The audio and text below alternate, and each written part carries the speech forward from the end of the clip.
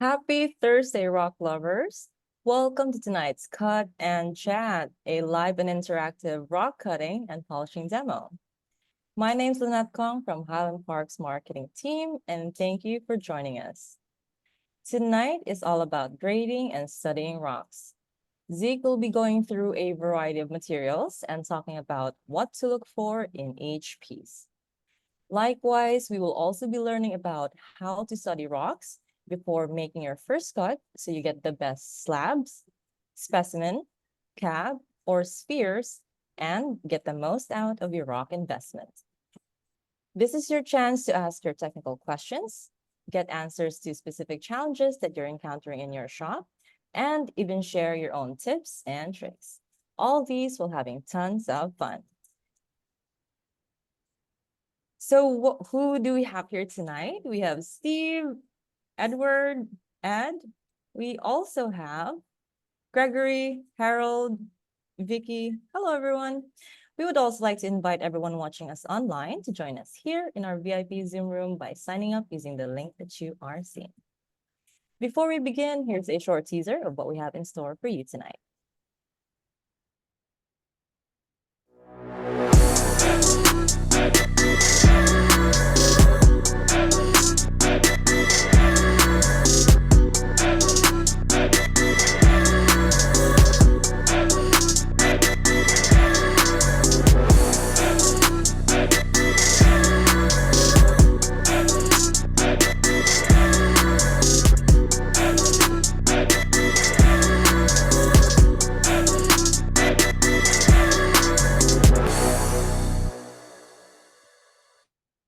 We're super excited to get this cut and chat started, so let's dive right into some guidelines.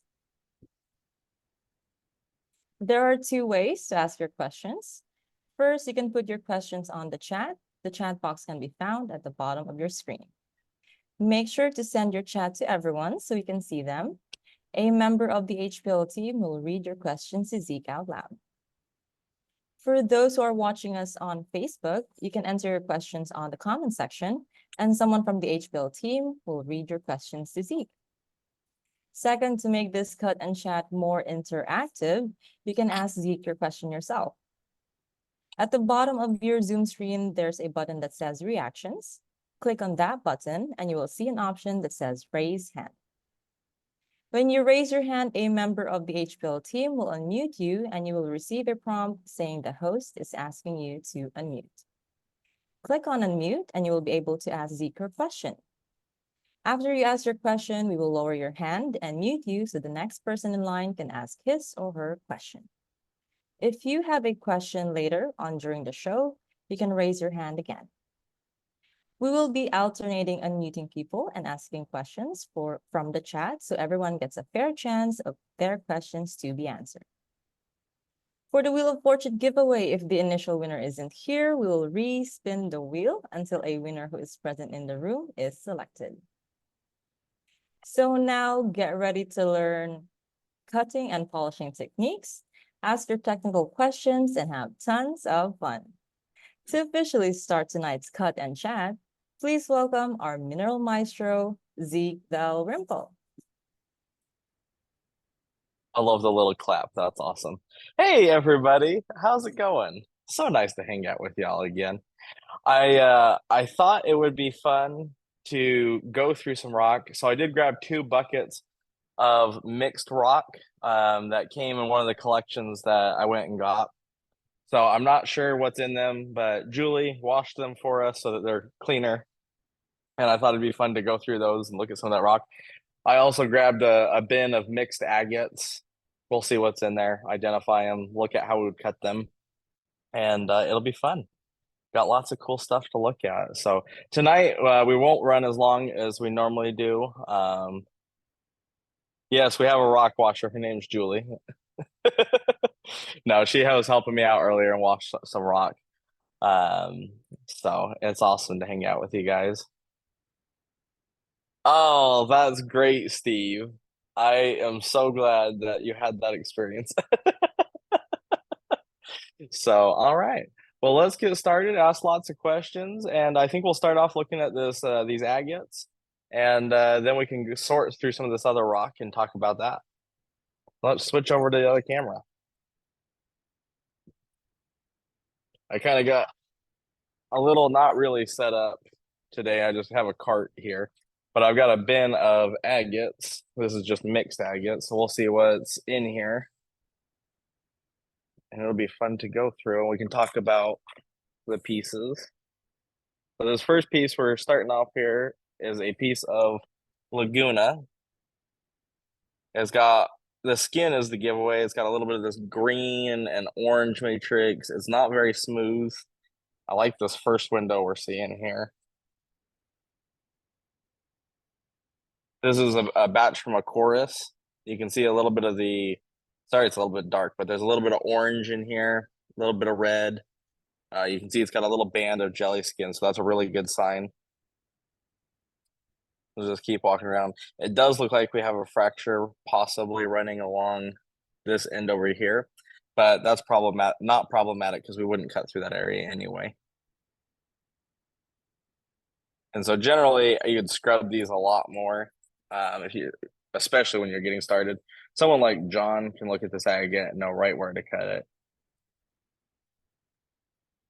For me personally, as I look at the piece, one of the things to think about, Josh and I were talking about, is not necessarily cutting for the biggest face, but cutting for the most symmetrical. And so if you look at the outline of this, it gives you a nice rounded nodule look. So I'm thinking for this particular agate, the best place to cut it is going to be right off the end here. Something kind of like that. Hey, Carl. Because it gives us a nice shape, semi-flat bottom there. And then I think that puts us away from the fractures. I don't like this line that's going right here. So I would avoid that. I wouldn't cut through that, especially where it goes in right there. And obviously you'd never cut through a little window. When we talk about window, it's these little areas where you can see the like jelly part of the agate or the fortifications in there. So you'd never want to cut through one of those. But overall, this is a very good nodule. This definitely is the specimen grade. I would cut that right through there. I don't know what you're talking about, Carl. I already forgot. I'm kidding. Let's move to the next agate here. This is a Mozambique. This is out of the batch that you guys see the cabbing select. You can see this one's got a nice window here showing the blue and the pink coming together. It does have some of these little fluffy balls floating in there. This little vug right here is one I definitely would avoid. I would not cut through that. That would not yield a good specimen if you were to cut through that face right there. And you can see we have another window on this end. So that's going to limit us to cutting somewhere through the middle here because we can't cut through that window and we can't cut through that window. And if you notice on this piece, there's a fracture running right through there. So if I walk around and look at that fracture as it goes around, it's going to put the cut right between that window and the fracture going at an angle like this.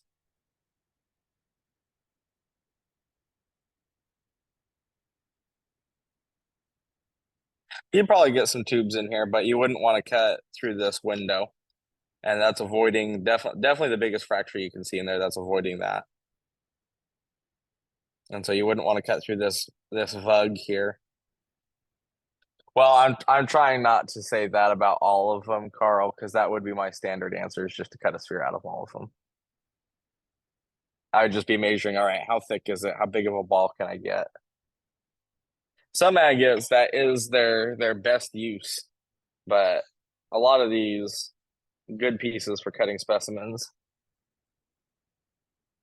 I didn't see any, Ed, but I'll try to find some for you. Nice skin. This is an island agate. Island agates kind of fall into a different category because they all have this unusual texture. So as long as it's got the patina on there, I wouldn't call this a window. I'd call it a window if it's more of a broken area on these, because this is their natural skin. And on this piece, you know, like that butterfly we looked at on the agate event, it had a very similar shape with this smooth texture right here. So I really like that. But if you notice, there is quartz right here. And on island agates, you always want to cut on the opposite end as the quartz because it always tapers down. So I wouldn't cut it right through here just to avoid that quartz. I would come and look at this back side right here.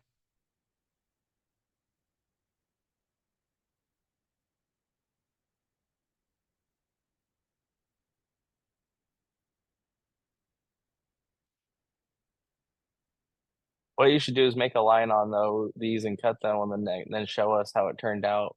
Oh, that's an interesting idea. I hadn't thought of doing that, but that is not a bad idea. On this particular agate, I would cut it right through this area right here because that gives you a nice shaped window. Yeah, we have to wait, and I would not hit this bug. I'd come right through there, right about through that line right there as you're coming around it, and that would give you a nice shaped agate. I would not pancake it because of the quartz on this end. Island agates, and there's a few that are like this, but island agates specifically, if you see quartz on one end, you want to work on the other end of the piece because the quartz almost always tapers through the piece. And you're so funny, Carl. The quartz always tapers through the piece, so you want to cut as far away from the quartz as possible. And I particularly do not like the shape of agates when you pancake them. I think that's less attractive. It is acceptable in some cases, but for me, I think you'd get a much better specimen by cutting this end off right here than trying to pancake this.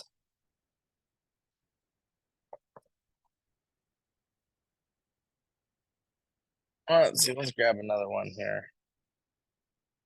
This is going to be a fairly easy one.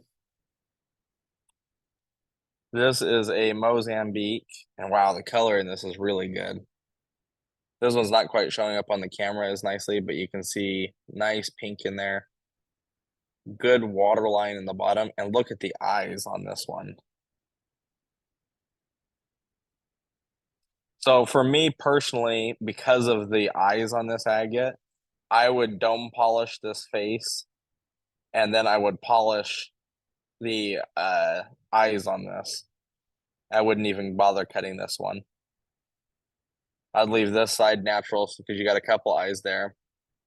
And I would polish the eyes on this face and then dome that window so you can see the agates in there. If this one was not broken, I wouldn't do a dome window. Because if you guys remember, we were talking with John, and eye agates are better to just polish the skin if you're going to keep them as an eyepiece. But this one, you already got this nice window here, so it'd be best to polish this window and then polish these eyes. That would be a really fantastic agate, actually. So this one, leave natural on this face, dome polish this one, and then polish these eyes. And if you really wanted to do a fantastic job on here, you could get a carving bit and carve this groove out a little bit and get the eyes down in there as well. But that is a very interesting piece. I like this one a lot. That'd be a very cool agate. Does he ever behave, Kathy?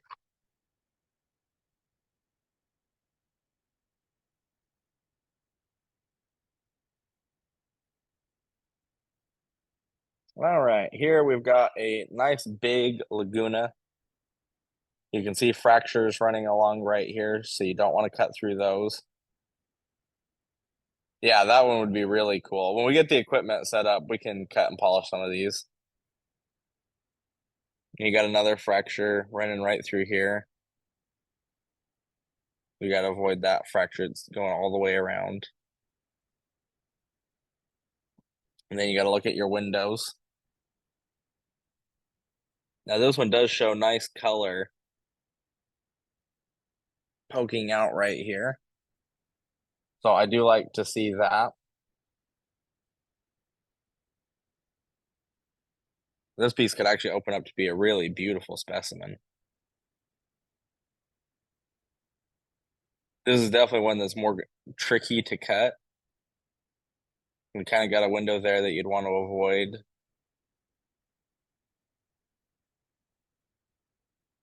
This is a very interesting piece.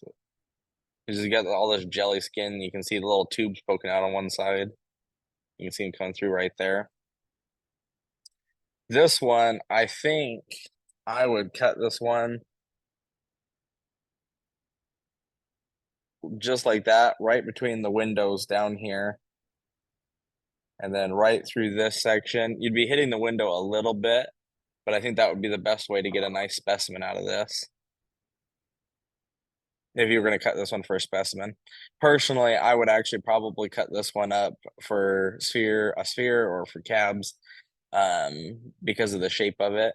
But if you were going to cut it through for a specimen, I would cut it just like that. Right through, right between those windows there and down, going across as much of this matrix as possible so you don't have that windowed look on the end. If you wanted a smaller specimen, you could come and cut just the end off right here. You're just taking off this area. But I think that's too small of a face for this big of a piece of rough. But odds are I don't think you could get a flawless piece out of this one because of that fracture there. And then you got the fractures running through over here. I think it would be pretty much impossible. But it does show good promise with the colored windows.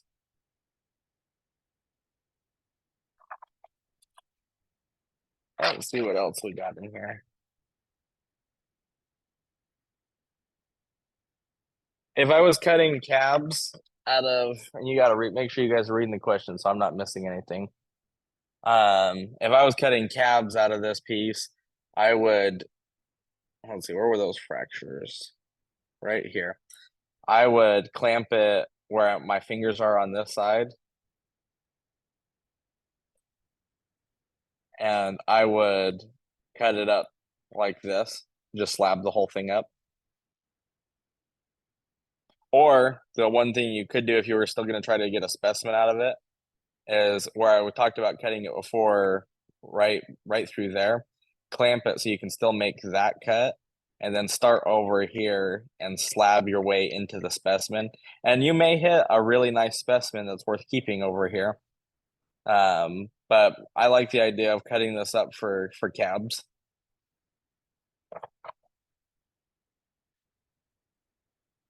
Would you use a trim saw or a slab saw on the last one? I would use a slab saw on all of these personally. I would use the Model 12 so that they were all perfect cuts. But you could use a trim saw on any of these that we're showing. All right, here's a Malawi Botswana type. This one's got one of the calcite vugs here, one of the epimorph vugs. I also would not cut through one of these nubs sticking off because that'll not be as pretty of a specimen. This one, I'm just looking for fractures, see any areas we can avoid. I don't see any windows on this piece. It looks pretty good overall. So this one, I would come in and cut on the biggest face you can get right here. So I'd cut right about there. And I'll roll that around so you can see that cut.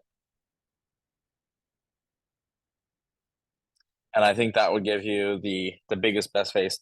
Most people would want to either come through and cut it like this or cut it like this to get the biggest face. But the biggest face is usually not going to yield the best specimen. But sometimes that's not true, but most of the case it is. So this one, I would come in and cut this right along there. And I think that would yield the best specimen out of this piece. Because if you get one flawless specimen that's half the size of cutting it this way, it's still going to be more valuable and an easier piece to sell than if you get a big flawed specimen cutting it this way. So that one to me is an easy choice going right through there, and that gives us the flat bottom to display your specimen.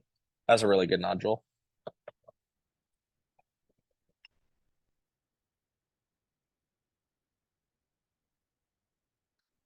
This looks like this is an old stock Laguna.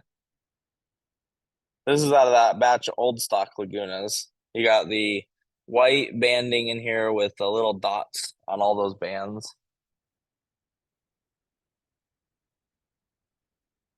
And on these ones that are kind of what we call hot dog shape, where they're long cylinders, you pretty much always want to cut them up this way.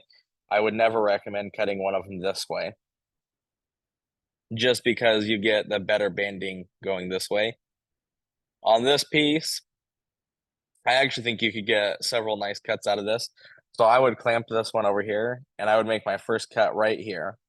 And then I would take 2 or 3 slabs off. And then I would have 2 specimens out of this and a couple slabs out of the middle that I could do cabochons with. But yeah, I don't see any fractures going around on this piece. So that one cut right through here, kind of on the third mark line. When I say third, I cut it on a third. If you divide the agate into thirds, so you got 3 equal pieces, so about there and about there, I would cut it on the third line. That's what we're talking about when we say cut it on a third line. So that's a fairly easy one. Oh, here's another Mozambique. This one you can see is going to have nice pink going through. It's going to get good blue agate. Now, a lot of people, especially from what we just talked about, cutting for a space like this, would want to cut this agate through here and get both windows. When you have 2 nodules that are joined like this, almost always there'll be a fracture between these 2 pieces. Oh, I'm so glad, David.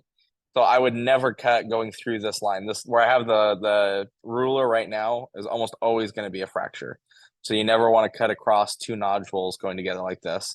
For this one on this piece, you can see you got another line going through right there that's potentially a fracture.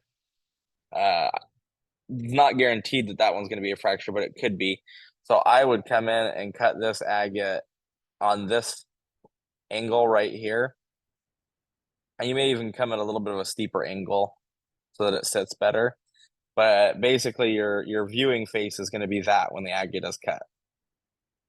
The other thing you could do on this piece so you don't have as much extra waste back here is you could clamp it on this side so that when you make your cut, you get your specimen that comes off and you can slab it up from this side.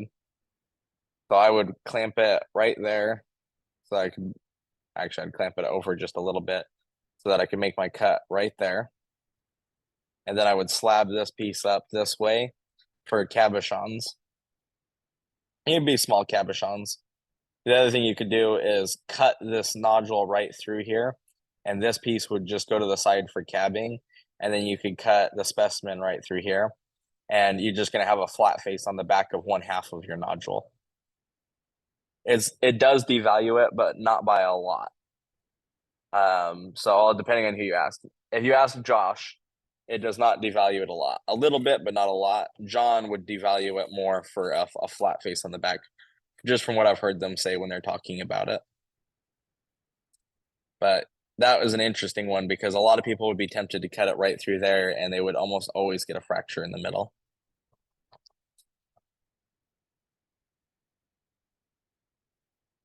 All right, what do we have here?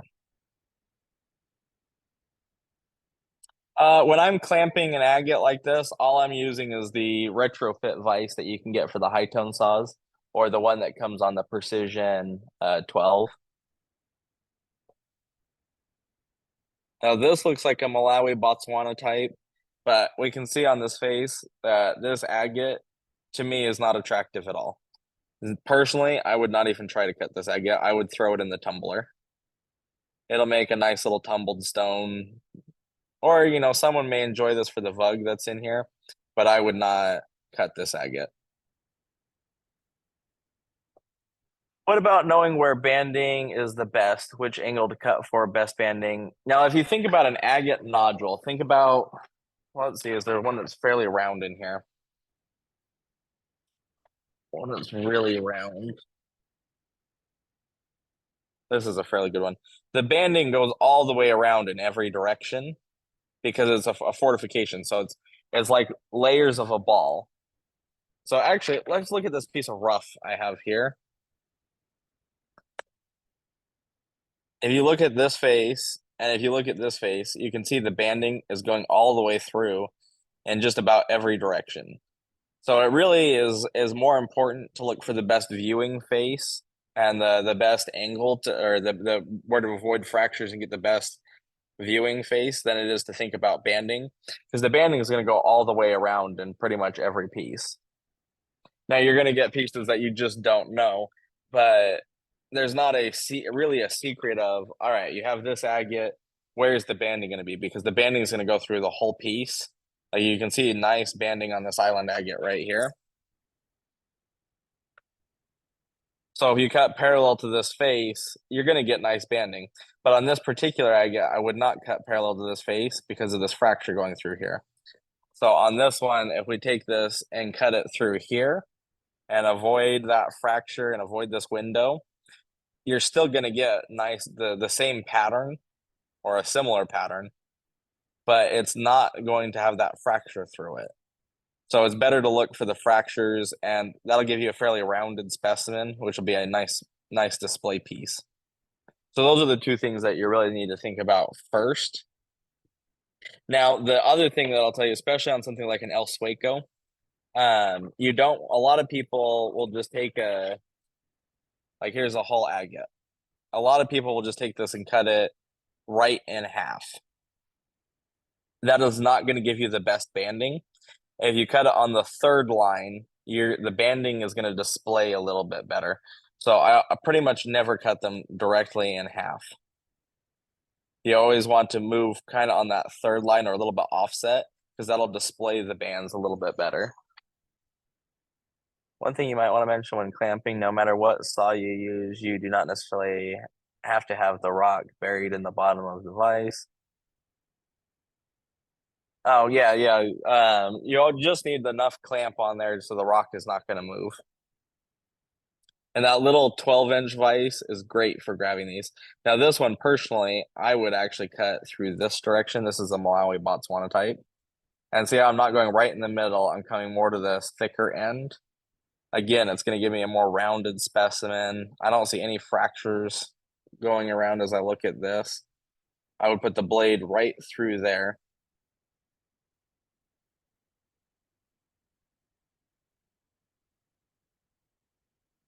And then I think that'll give you the best specimen on this one.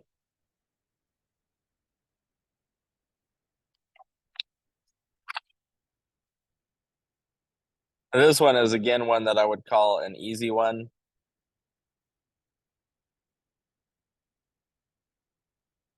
They won't necessarily be the same, but it'll be similar. It's not something that you can affect a lot. It's going to be more something that's determined by where the fractures are in there. They will look slightly different, but that's why I would say to cut on more of a third line instead of in half. That will affect the banding more.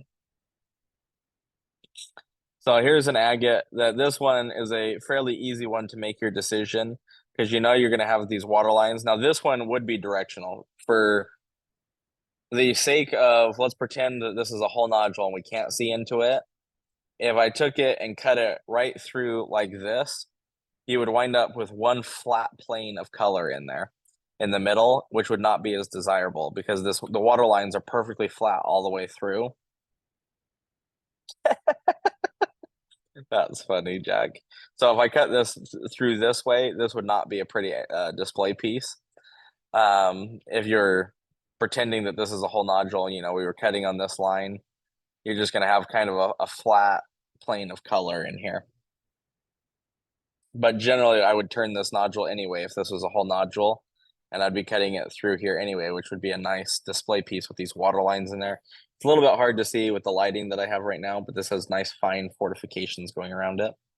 This piece, I would handle this either one of two ways. I would take it and cut a 1/4-inch slab off the face, just parallel to this face. Or I would take this to a 60 grit grinding wheel and dome polish this. If you're an agate purist and you like that pure, the flat face agates, then make the cut. And this would be a cabbing piece that you get off the end here. Or you can do it as a little display piece. But for me personally, I don't mind domed agates. I think they're very attractive, so I don't mind doming this. One thing I will point out on this agate is it's got this chip down here. So if you domed this, you would have to kind of wrap around the agate there to get a good polish or a full face agate. So I think this one would be better to come back and cut just past that so that you get a full face specimen. And then you'll have a beautiful little Mozambique. What about little Gamberi or Alamejo agates? Would you offset those as well? Yep. Pretty much all the agates I'd offset. I can't think of any agate that I wouldn't offset. Can you see my camera, Zeke? I cut this one. Would you have cut it any different if you don't mind looking in real quick? Let's see. Oh, that's a beautiful condor. Let's see the side view, the rest of it.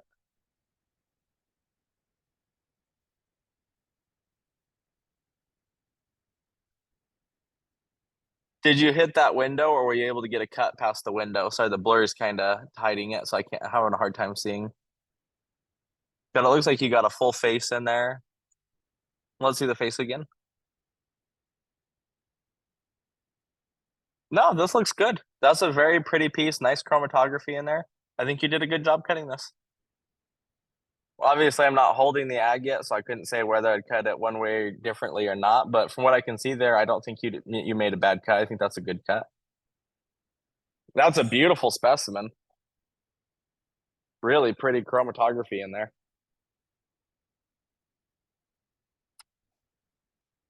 All right, and then we wanted to talk a little bit about grading rock too. So when you get a piece like this, even though this is beautiful banding in here, you got, a little bit of pink, some blue, the yellow, this creamy white, and it's a beautiful piece. This would what we would be call grade 2, or tumbling and cabbing grade, because you cannot get a specimen out of this. Excuse me. No matter what way you cut this, you could not cut this and get a nice full face specimen, just simply for the fact that it's broken. If this was a whole nodule, this would go into grade 1. But because it's broken, you cannot get a full specimen out of this. So I would cut this one up for cabbing. So because of that, that's why this would go in grade number 2. Now, if it had no color in it at all, no pretty banding, that's what we call grade 3. And at that point, it pretty much just gets thrown out. We wouldn't even bother with it.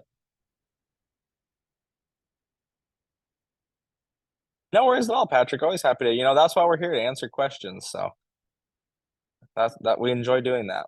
But this is still a pretty piece. You're just not going to get a good specimen out of it. So that's why this would be grade 2. When you look at agates like this becomes where it's a little bit more difficult to tell which grade they would fall into.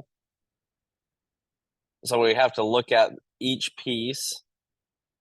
And if you look at this, that is a full face in there. You got a little bit of this vein going right here, but because of the full face here, it's still a beautiful agate. So I would still put this in grade 1 because you could polish this face and still get a nice agate out of it. Even though it's broken, I would still call this grade 1 because you can still get a full face specimen. And this is actually really nice colors. Does anybody know what this is? Kate, I was just asking that. I'm curious. What are you guys learning? Does anybody know what this agate is? An agate, thank you, Ed. It does have this nice red skin from Earth.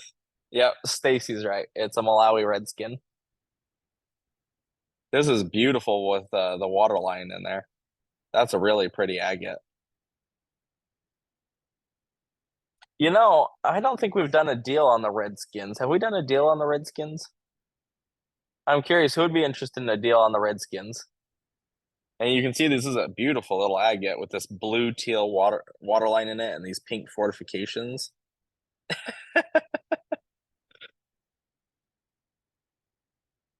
This crack, you don't know if that's going to be running all the way through or not until you grind it in. I don't think it does, but that's something you've got to determine when you start grinding on it.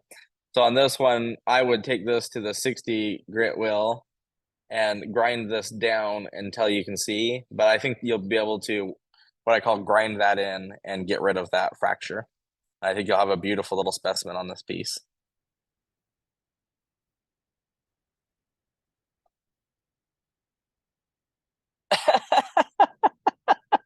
That's hilarious, Thomas. Darwin, how much is the Malawi Redskin? That's $13 a pound, right? Oh, you already have it. Let's see, Mozambique Redskin. All right, let's run that deal. You can put that. I think that's the Black Friday deal we did, but I'll run that again. That's a fantastic deal.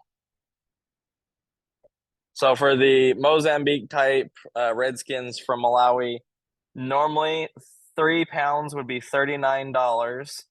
We're gonna do 3 pounds tonight for $29. And I'll say you can take as many of those until they are gone. We only have about a half a barrel, maybe. So Gregory wants one, Bruce wants one, Thomas wants two, Peter wants one, Kate wants three, Bruce is going to 2 deals, Edward wants 1 deal. Yeah, man, that one you can see is a beautiful agate. I think I have some more Redskins in here too that we can look at.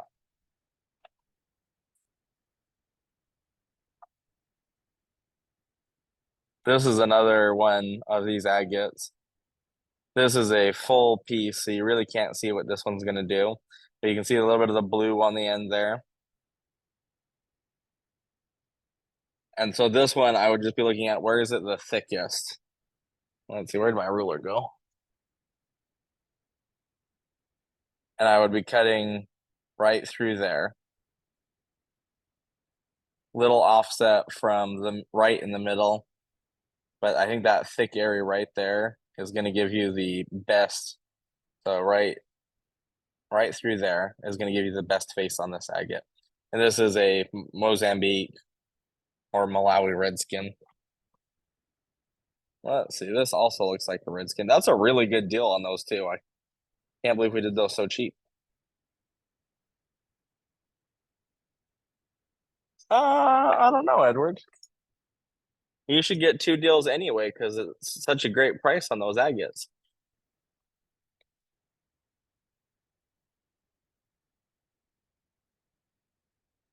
Edward does raise a good point though that you should get 2 pounds or 2 deals so that you get the free shipping.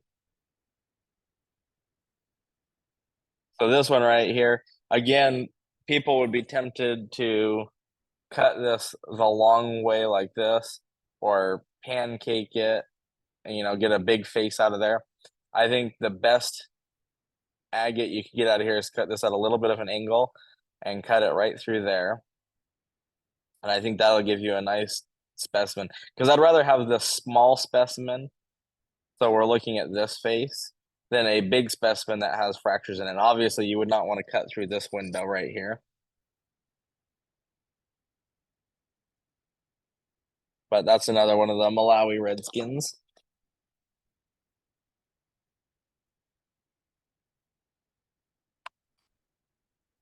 Ooh, this is an island agate. And you can see we got this window right here, a little bit of the pinkish and purple color down in there. Yes, that is a good point, Thomas. I would cut it at a little bit of an angle so that the specimen does lean back so that when it's sitting on the shelf, it leans back just a little bit. And then this one I would probably set upside down.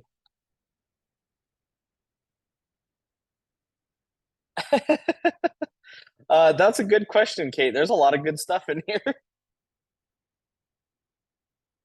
I don't know. I can get you a price on the whole bin when we're done looking at it. Then you can take all the advice and go cut these.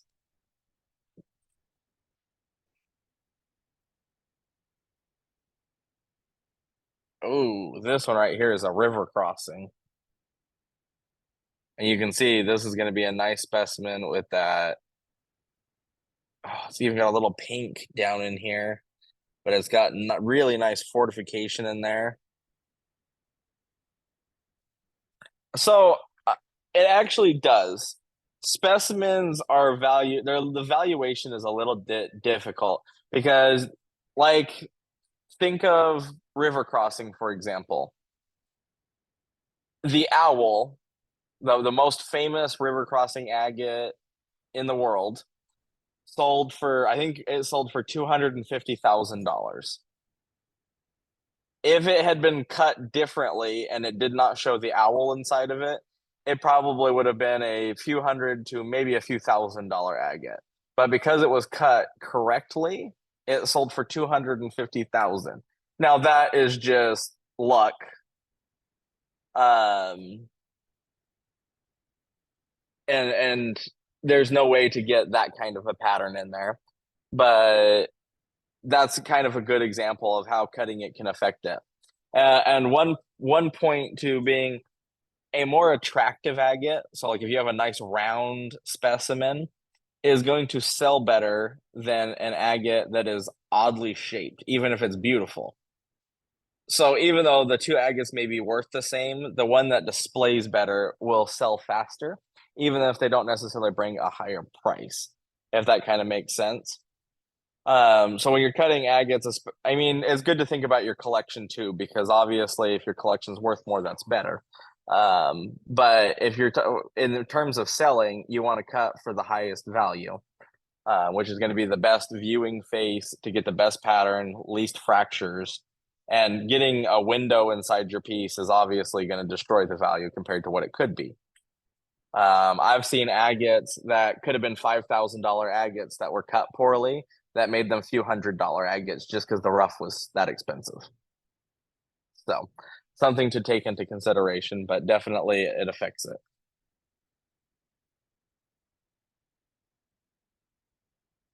So back to this river crossing.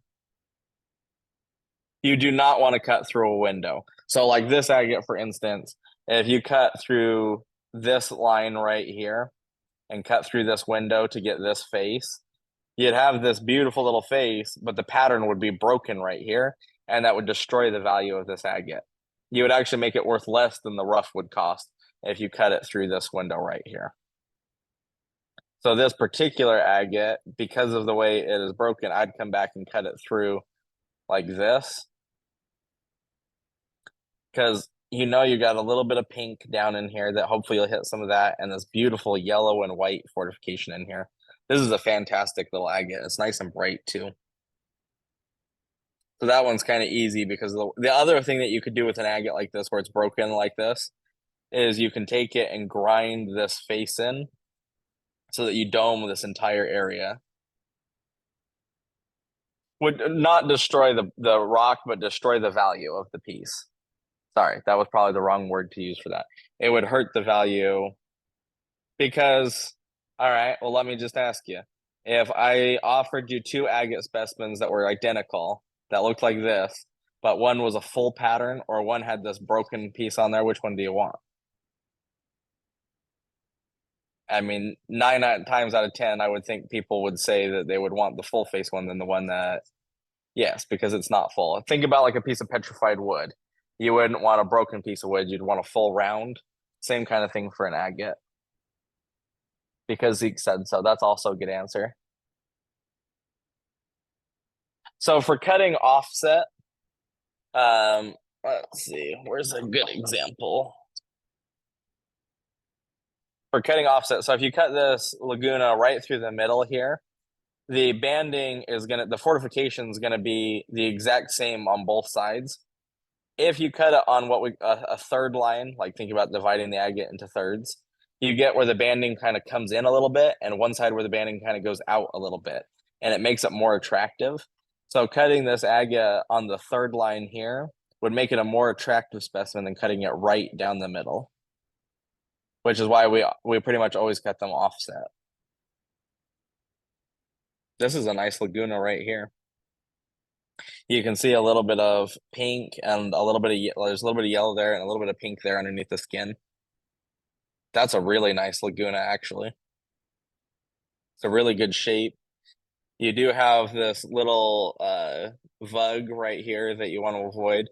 So I would actually probably cut on the other end from this one. So on this third line. just to make sure I'm as far away from that as possible. But has potential to be a really great specimen.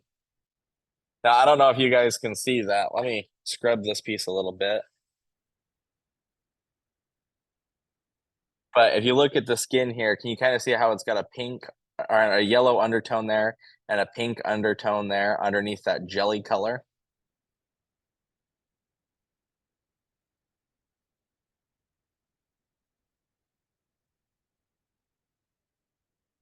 That tells me that there's going to be a layer of this jelly agate, then probably a white band, and then there's going to be color underneath it, which is why I get so excited when I look at a jelly skin agate like this, because I can see that it's going to have good color in there. Actually, out of all the agates we've picked up so far, this has probably been my favorite.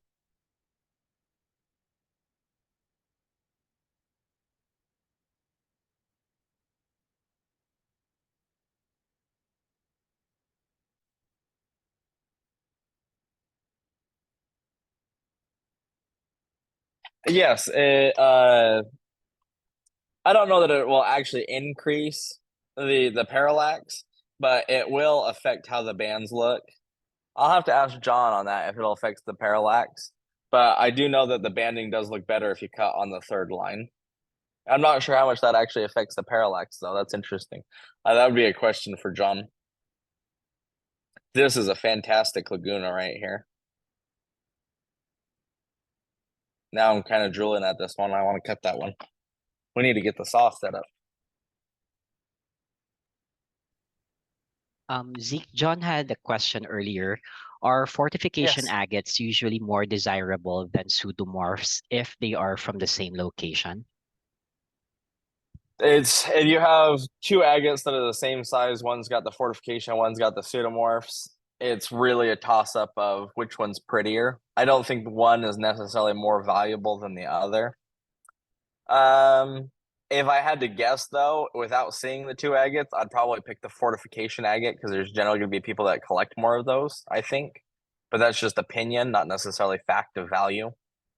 But a good pseudomorph can be worth a lot of money. Like you guys saw on the agate night, we showed some phenomenal pseudomorph agates, but a lot of those had both fortification and pseudomorphs in them.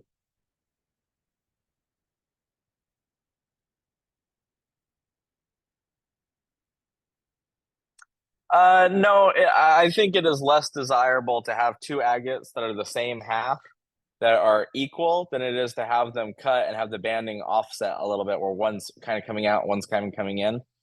If you look at a lot of the agates that John has cut, you'll almost always see one side's about a third and one side's about 2/3 of the agate.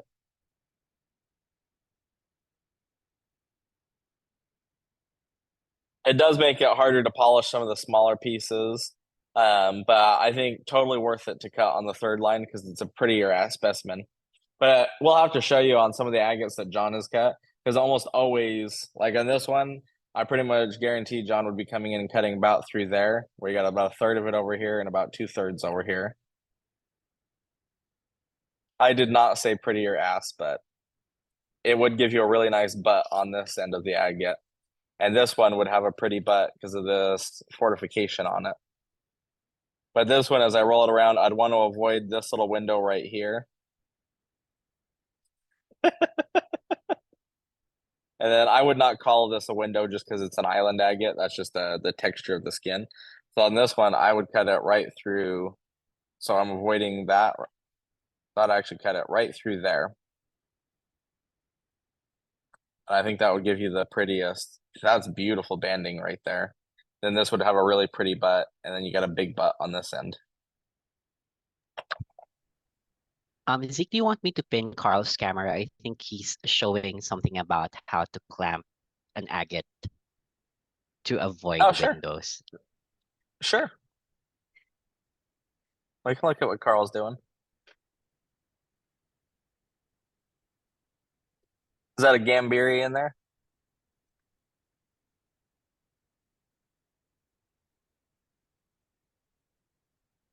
Gosh, you shake more than Tay, Carl. I like Darwin's little laugh in the background. Yeah. That is a good clamp in there. This is the 12-inch precision saw. You can see that he's got these vices hold the agates really well. That's a pretty Gambiri. But you can see he cut, so you got a smaller side. Are you guys not seeing? I'm seeing Carl's. But so right here, if you look, the smaller end here, the banding is kind of pointing out a little bit. And on the bigger half that's still in the vise, it'll be pointed, the fortification will be pointing in a little bit. Yeah. See, that's a good cut on that agate. I love that floating translucent line.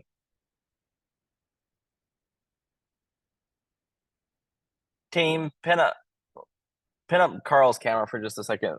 You can unpin mine for a second.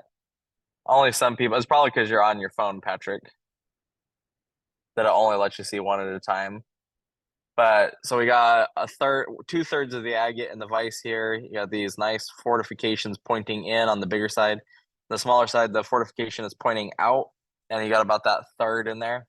That's a pretty Gambiri. Awesome. All right, let's keep looking at some agates.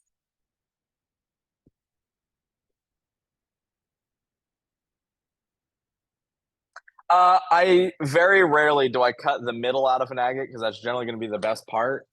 The only time I'll do that is, let's see, where'd that hot dog shaped one go? This one right here.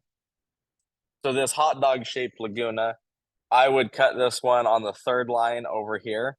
And then I would take a couple cuts out of the middle here. And then when I get to about a third over here, I'd have 2 specimens and probably 2 or 3 slabs out of the middle here. Those middle slabs I would cab. And these 2 end pieces I would use on the I would use the specimens. On a high tone saw, would you recommend a retrofit vise or the Dragon Jaw? If you're gonna cut agate specimens like this, I would get the retrofit vise.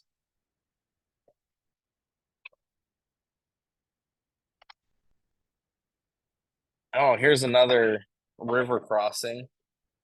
Argentina has some of the best agates, just fantastic colors in there. Look at that yellow and orange, a little hints of blue. You can see got a little bit of the surface patina. The yellow is really rich on this side. You can see this one's gonna have a nice chromatography. Another nice window there, little window there. So one of the things that John mentioned doing, let me dry this agate off. This one's gonna be a little bit hard to see because the skin is dark.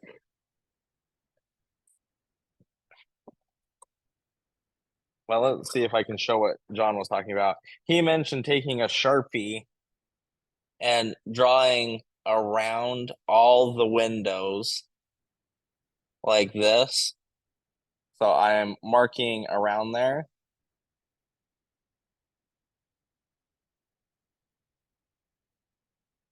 And then I know I am not going to cut through any of these windows. My blade has to run around these lines. I can't cut through any of these lines.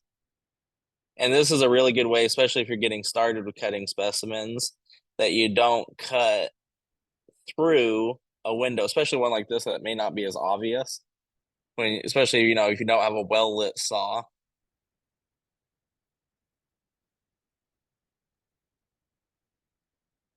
So you can see I just took the Sharpie and marked around each one of those windows. That one needs a little bit more right there. Mark around that window. That one we got a good amount around it. And then got Sharpie all the way around that window. And now we know that we can't cut through any of those black lines on there. This one's a little bit darker of a skin to do this on. But you can still see the Sharpie on there. And you can still see all the way around. So now we can determine where we're going to cut. And I'm thinking on this particular agate, just looking at the shape of it, I would come and cut right through this view right there. like that. The other way you can cut this is coming right through this window. You know, you got to go just off that one and back between, right between those two windows right there. And that would give you probably the biggest specimen. This is probably the one I would try for, but this is going to be a trickier cut. And see, this one really limits us because there's so many little windows on here. It limits where we can cut. So you got to be careful not to cut through any of those windows. Oh, that's a good idea, Ed. The other thing you can do is get like a paint marker, like they use at a junkyard, and that would show up really well on these too. But this one, even though I generally say to cut on the third line, I would cut this one more in half, right between those two windows, just because the windows limits where we can cut. Then you got to just avoid that one right there, right on the inside of it, coming through there. I think that's going to be a very pretty river crossing. I love the chromatography from this side to this side. So avoiding the windows because that will hurt the value of the agate. We want that full space, that full face specimen in there. We don't want a broken face on there. So like if you cut the agate right through here, for example, one side of your specimen, you're going to be looking at this broken face instead of a full round piece. And that will hurt the value of the piece. For this agate right here, if it was perfect agate without the window in there, you could probably get $150 out of this agate, assuming that it's like nice, colorful, and I'm just guessing because I don't know what it looks like yet. But if you cut it this way and cut right through this big window, it's probably going to be more like a $20 to $30 agate. It affects the value that much to have this broken window there. And if you see the two specimens side by side, you look at it and go, oh yeah, I don't want the one with the window on it. I want the perfect specimen. So when John mentions that you guys should study your agates, this is the kind of thing that you're doing. Well, you know, Kate, even if you don't plan on selling the pieces that you cut, you're just cutting for yourself. You want to have the best that you possibly can. You don't want to, river crossings, $85 a pound. You don't want to spend $85 a pound to not get the best out of that piece. So even if it's for your collection, you should still be thinking about the best you can. I talk a lot about money and selling because that's always what I've done with rocks. But you should always think about the best that you can get out of your piece. To me, it is a waste to ruin, a rock because there's only one of that exact rock. And every rock is slightly different. There's thousands of island agates out there, but every one of them is slightly different. So you would never want to just waste that agate. You should always cut it for the best that you can get out of there. A sphere is one of the best ways to cut a rock.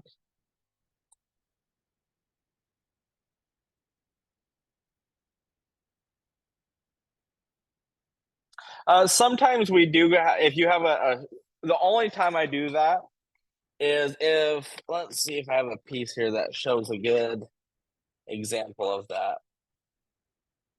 I don't see one, but if you had a rock like this and your fracture was really straight, going all the way around, and it's not one of these crazy wavy fractures, I would use a thick blade and cut through the fracture sometimes.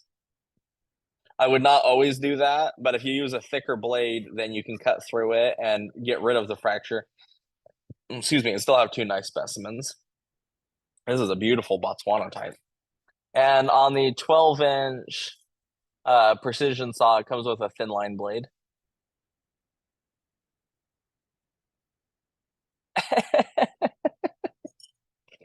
You're so funny, Edward. So this is a beautiful Malawi Botswana type. You can see though it's got the pseudomorph vugs in there, or epimorph vugs, which actually I think kind of ruin the pattern of this agate. If it went all the way around and was flawless, I think this would be a more valuable agate. So on this one, I would probably just dome this face and keep the pseudomorphs in there. But if I could choose to cut it without these in there, I would. Because that's a good example of, would you rather have this agate with this space in it or with a perfectly full round fortification going around there? Because to me, I'd rather have this as a full all the way around fortification.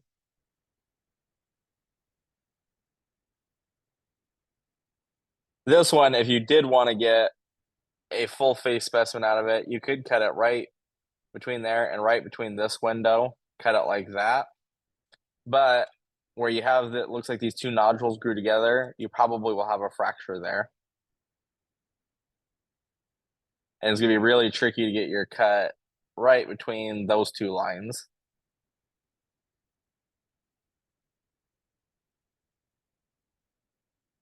So that would be a tricky cut. It's doable, but I probably would just dome polish this face. But if you wanted to go for the absolute best piece, I probably would cut this one.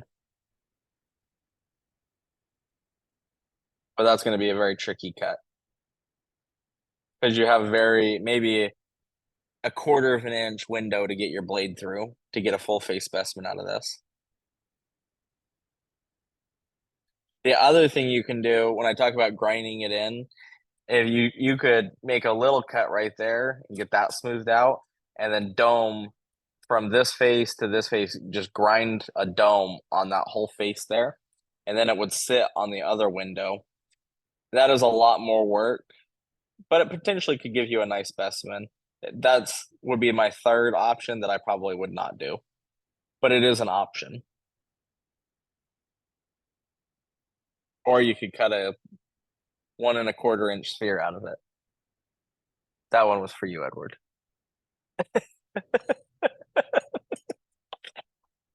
Oh, get the leg out of the way here. All right. Oh, this is another pretty agate. So this is another Laguna. You can see when I talk about, yeah, and you know that this piece right here, you could slab it up. You know, I would clamp it on that face right there and slab this up, and you'd have lots of beautiful cabs out of this. Definitely a possibility. Mostly, I was thinking on cutting along the lines for specimen. But you're right, Kate. This would be a good piece for doing cabs. Here is a nice little Laguna. You can see underneath the skin here, kind of a pink color, little hints of yellow. Good shape on this. And then when we turn it to the window here, you can see that this one has nice yellow in it. So that's a pretty little Laguna. This one, you do have this fracture right here.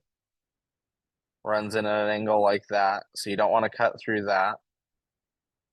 Or this actually could be one that it's a small enough fracture and straight enough. See how perfectly straight this fracture is? You could take this and cut it with a bigger blade, cut right through it right there and get rid of that fracture. But I probably would just come over a little bit and cut next to it. As a general rule, when you see a fracture like this, you want to cut about a quarter, at least an eighth of an inch, but about a quarter of an inch away. So that would actually probably be better on this side over here. Or you could just dome polish this face because you got this nice little window here and have a nice little piece. And this would have a nice big butt on it. Carl, the only time you should not cut it is if it's an ugly rock. The rest of it, you should either cab it or cut it for a specimen.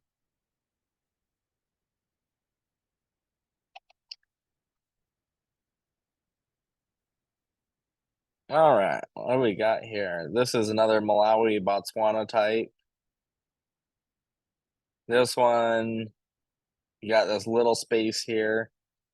You run around, you're gonna hit those windows there. But if you were gonna cut this one for a specimen, that's probably your best face, is to cut it between those two windows there.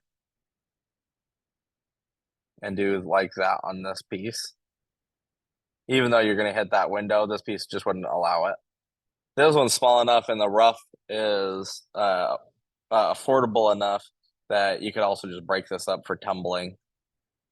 You know, if this is a Laguna, I wouldn't do that. But since this stuff is so affordable and you can't get a good perfect specimen out of it, that's probably what I would do on that piece personally. But I'm a little spoiled, Ed.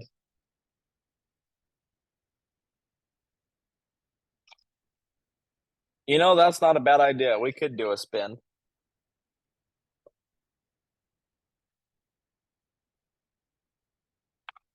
Team, are we ready for a spin? Do we have the wheel ready?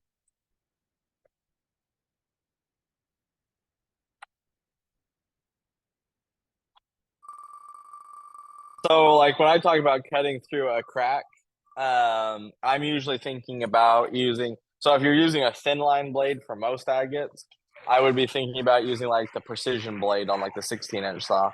Bill, is Bill in the room?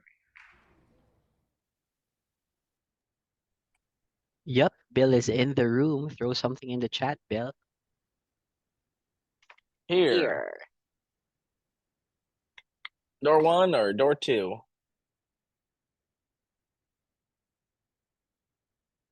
Door 2. This is lot 6643. Ooh. This is a really nice piece of the fancy jasper. That's a really good piece. Nice shape on there too. You can cut a ball out of this one. That's lot 6643. Congratulations.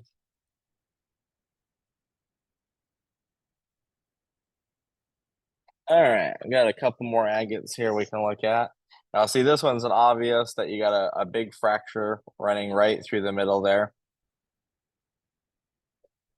So even though I would tend not to cut through fractures, this is one that you could cut right through there with a thicker blade. And when I say thicker, I'm thinking like the precision blade on like the 16-inch saw is probably what I would cut this on to get rid of that. Or you could get like the green line blade for a 10-inch saw. But cut right through there and get rid of that fracture. I think it's 0.08 inches. I don't know. That's just a guess. You have to. Team, can you look up the kerf on the precision blade for a 16-inch saw and the kerf on a 12-inch thin line blade? So the other thing with this agate you could do is just move over 1/8 of an inch and cut it around that way. But this one would be a good one to try cutting through the fracture because it's a nice straight fracture. That's a little Laguna.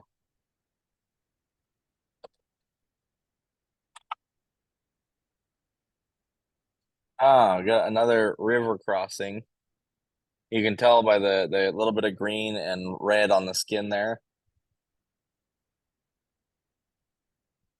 This one's going to be more white on the surface. It may open up to a little bit of pink in there. It does have a nice flat bottom.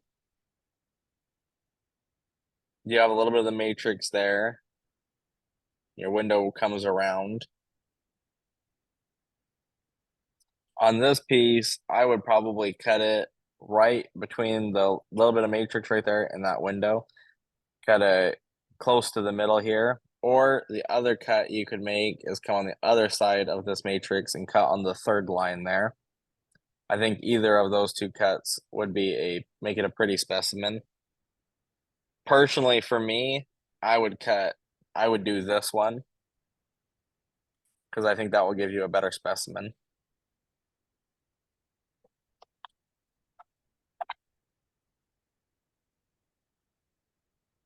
0.085 inches on the 16.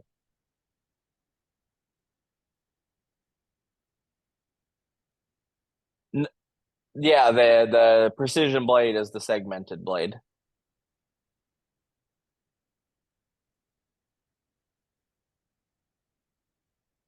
All right, here we have a beautiful Mozambique. This one's got a nice eye in it, little spray right there. Beautiful colors in this one. Now, this is the first one I think we've shown that I would actually consider pancaking. And when we talk about pancaking, we're talking about making that larger, thinner cut. And again, I'm not cutting it right in half. I'd cut it a little bit offset, close to the third line, like that, and take the cap off there. That is one possibility for this agate, is making that cut. More than likely, though, because this is such a pretty face, I would just dome polish this face, would be my personal preference. But you'd have to grind it in enough that you're getting past that window right there. But this is definitely one that has the potential to pancake like this. And my theory is, I'm guessing, I don't know for sure because I can't speak for John, but my theory is that John would probably pancake this one and cut it like that. But you know for sure you got this nice face on this one.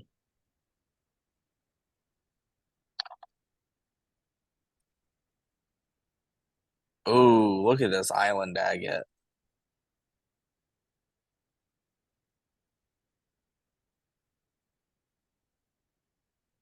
That is stunning.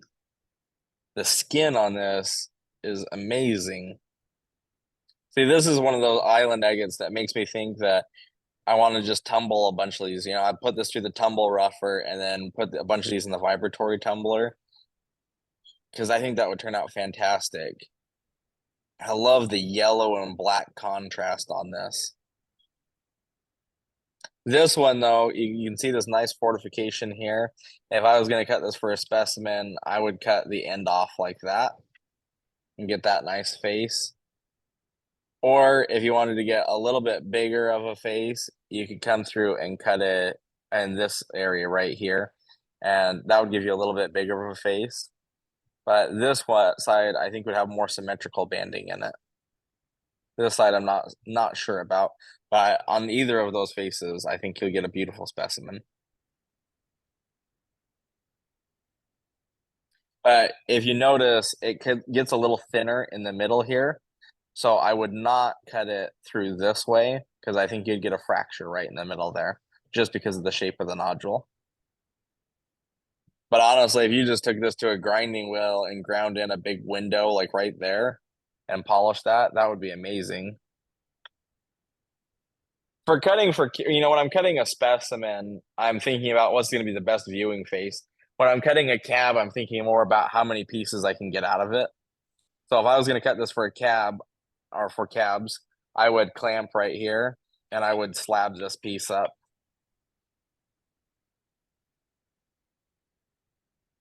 Yeah, this one we could definitely polish this one and then just show you guys on the end here. This would be a lot of fun to polish this one. With cutting cabs, though, the biggest thing you're going to be looking at is like where are my fractures because I want to get good slabs out of it.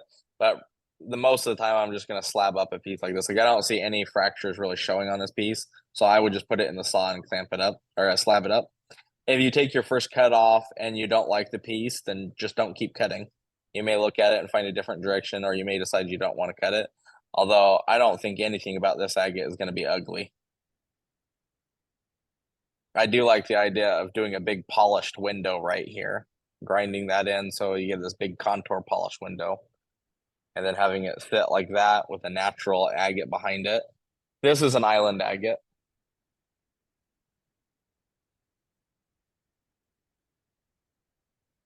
That is a beautiful agate. I like that one a lot.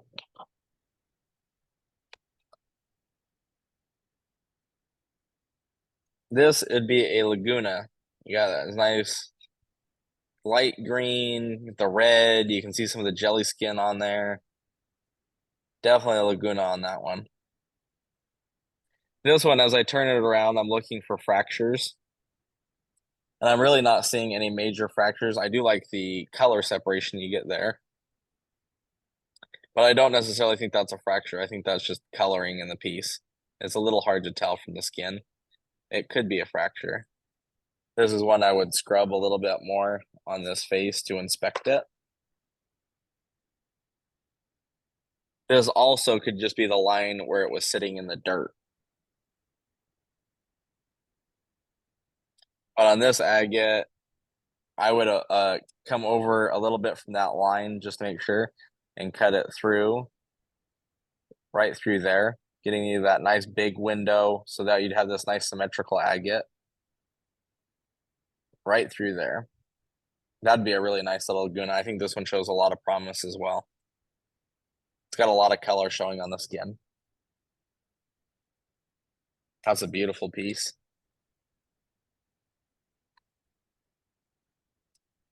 Ah, here's another good example of an island agate.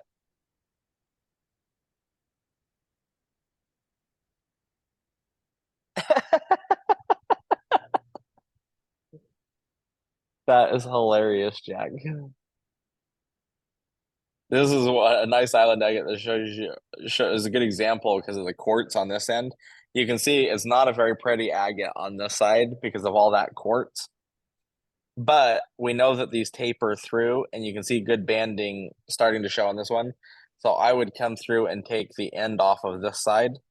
I'd cut it just like that. And I think you would still get a pretty specimen out of this piece. But I wouldn't cut it over here because I think you're wind up with just a quartz center. Over here, though, I think you still have good potential for a nice specimen. In fact, you can see banding on this little window right here. Maybe not on this camera, but there is banding showing right there with good shadow lines in it. This side, not very pretty. I wouldn't cut towards this side. I'd cut over here. And if you look, you can see those are not fractures going through. That's actually the banding of this piece because you can see the lines going across, and where you got the window, it shows the banding there. So I really like the looks of potentially going through on that one. And it's a nice symmetrical shape.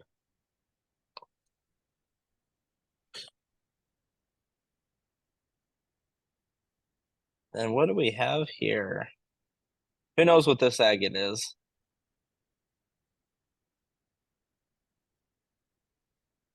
Small.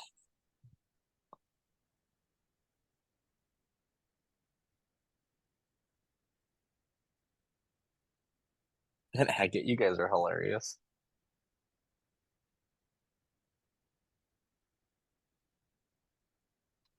This one is a condor. You can see the red skin on here, and a little bit of the white. It's got some of that green on there. This would be a fun one to cut. And Josh was talking about the white ones yielding the most.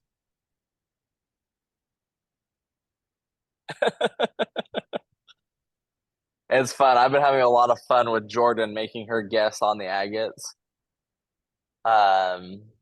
And she's actually been doing a really good job, but every chance I get, I ask her what the rock is. So I think it's a fun game to play. And it's actually one that John plays with me still. He'll ask me, what is it? On a lot of stuff. But if you remember, Josh talked about the white ones yielding some of the best color in Condor. This one, I would cut this end off right here. Going right through the middle there, give you a nice symmetrical shape. It's a good sized agate for a little specimen. I actually really like these small ones.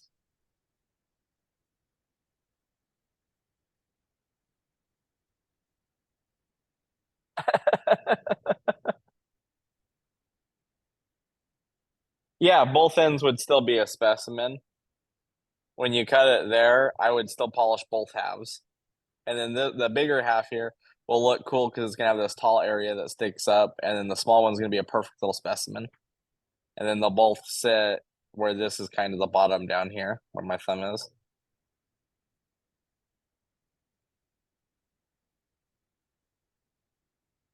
But yeah, I actually think that shows a lot of good potential in that one.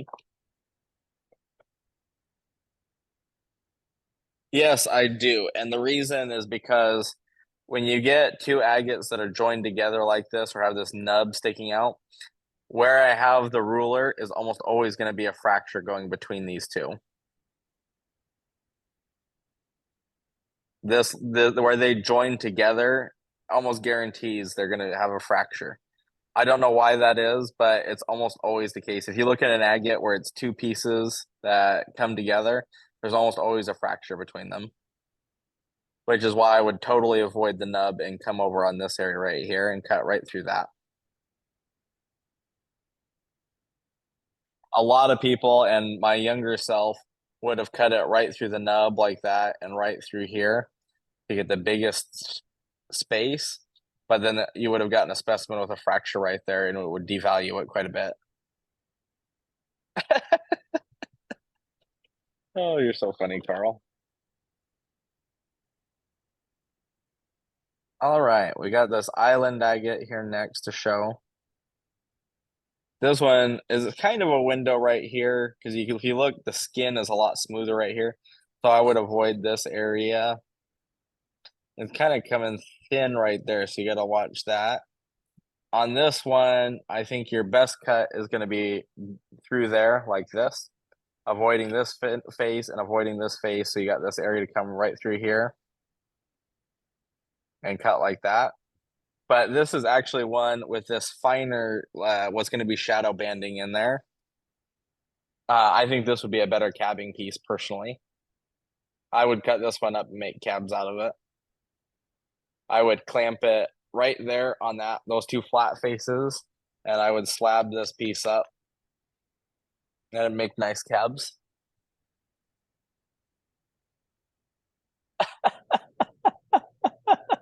That's hilarious, Kathy.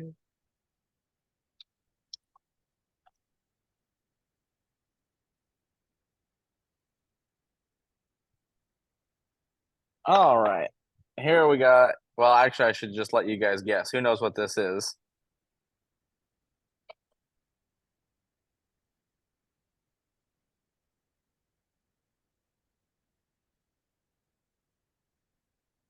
I'm Malawi what, Shane?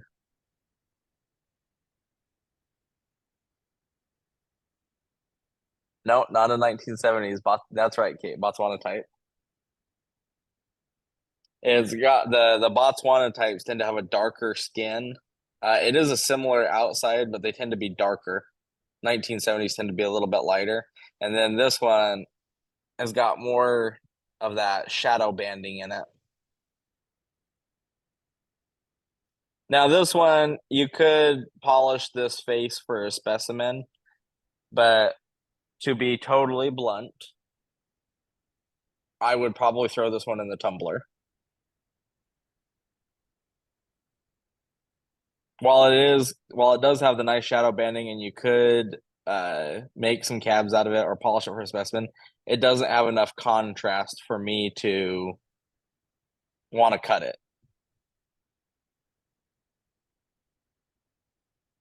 So to me, I would throw this in the tumbler and then somebody will enjoy being able to see the shadow banding in there.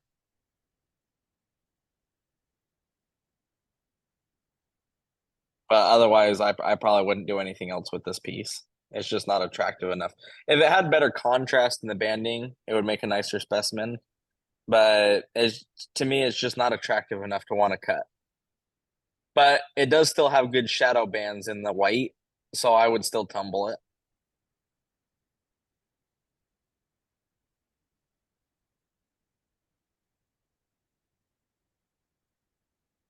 Yeah, the tumble rougher would make it a little bit better of a piece because you may open it up and get more of the shadow banding in there.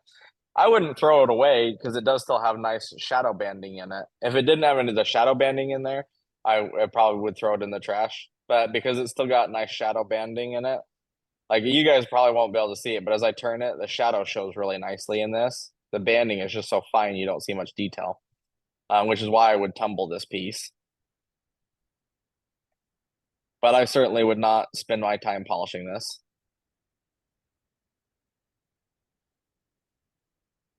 Yeah, I would not spend time grinding on this. I would throw it in the vibratory tumbler with a batch of other agates and be done with it. I wouldn't, I mean, maybe the tumble rougher, if you have one, throw it in there and round it out. That's fine. But I would not spend time hand grinding this for sure. I think that would be a waste of your time. And then last but not least, we have this nice big agate. You can see a little bit of pink on there.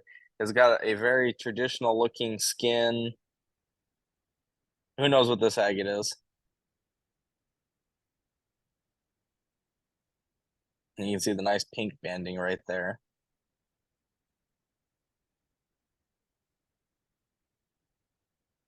Yep, that's right, Kim. This is a Laguna. And that's a really nice Laguna too. This is a chorus. This has got good banding in it, nice pink, a little bit of red, some blue, and just enough spacing that you can see the translucence down in there. This is a good window on this piece. But I'm looking around, seeing where else there is. You got that window there, kind of follows that face.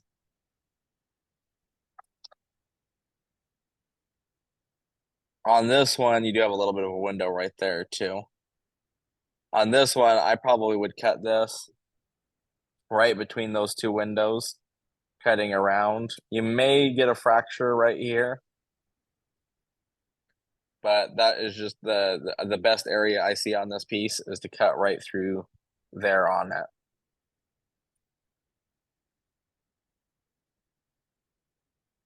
Now do that. Yeah, I'd cut that right through there on there, cutting semi-parallel to this face. That'll give you a good size agate, and it's just got such great pink in there that I think it'll be a nice showy agate.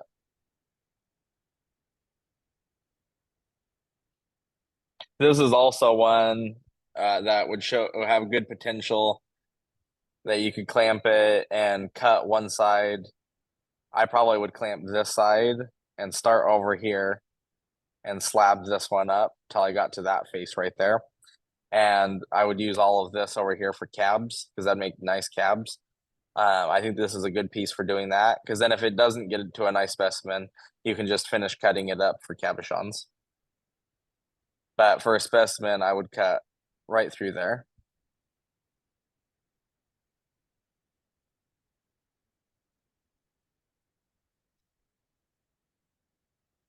You could also dome this piece, but I would cut it personally.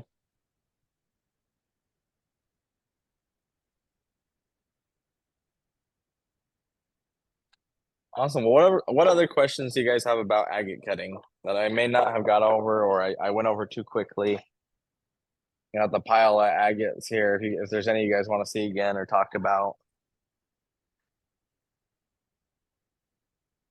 There's a lot of fun agates in there.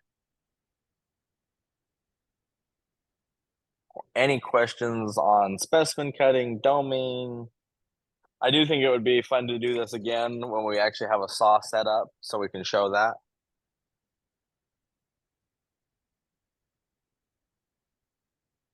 I generally would not, Paul. I think cutting off the back of a specimen devalues the specimen. So I do think that is not a great idea. Shame, that's funny. I personally, if I'm going to polish a piece for a dome specimen, I'm going to leave it at that, and I would not do anything else to it. Purple Passion, it's kind of going to follow the same. A lot of Purple Passion, I think it lends itself to doming because it's hard to cut a lot of the pieces and get a full face specimen. So I actually think it's a really good agate to do dome polishes on. And that's what John did a lot of on the Purple Passion that I've seen that he cut. And that's a lot of the Purple Passion I've cut is that's what I've done is done a dome polish on so I can get as much of a full face as I can in there. But if you can cut it and get a full face specimen, I would cut it just following the same kind of rules that we talked about with fractures. Yeah, the lab will be awesome. Acetone should take the Sharpie off.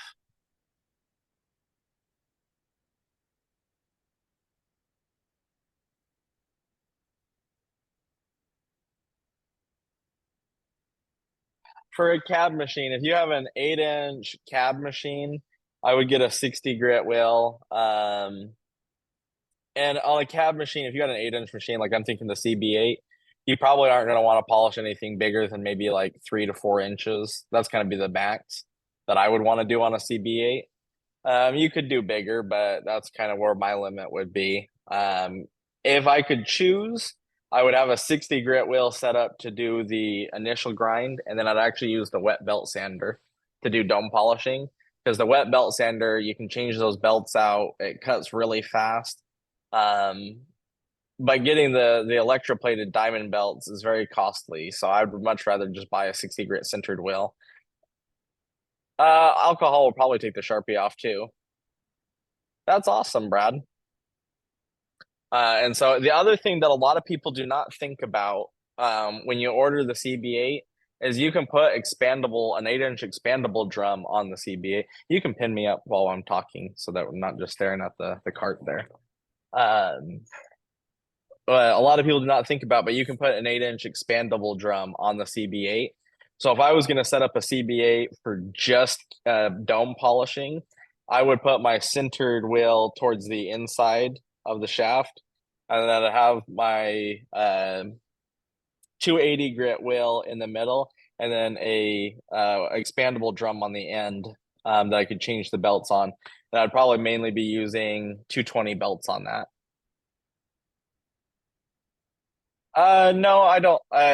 If you turn the water up high, Joseph, it will. But I just open the valve just enough that it keeps the belt wet, and I don't have a problem with it spraying a lot of water. I don't recommend starting it with the hood up either. That's a good way to sling water at your face.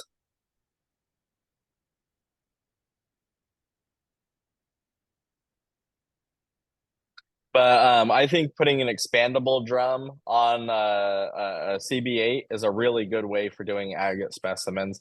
And then the other thing I would do if I was setting up the CB8 for doing just agates and nothing else is I would, on the other side, I would go from 280. I would do my 600, and then I'd probably go 1800.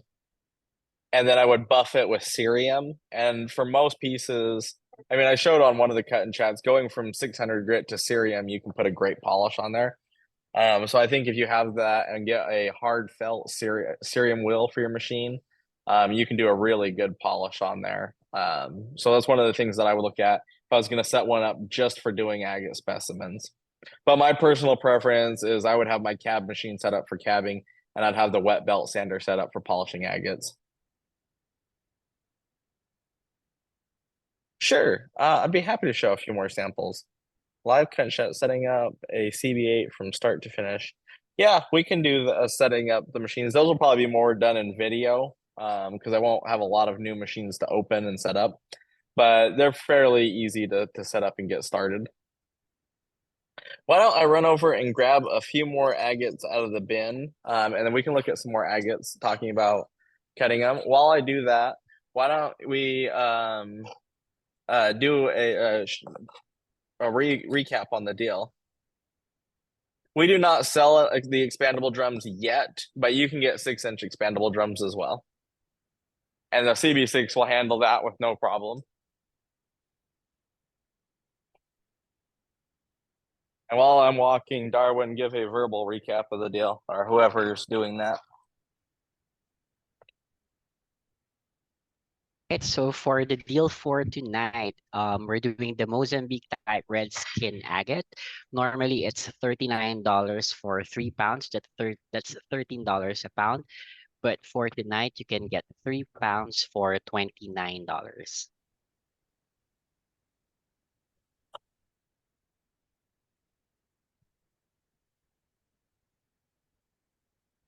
And by the way, just so you guys know, I did not cherry pick any of these agates. I just walked over to the bin and just grabbed a handful of agates so you guys can see. So these are just like the agates that we put up on the live sell. It's the same kind of bins. Most of the agates we showed are kind of a small to medium range. Like this one, pin the other camera up, please.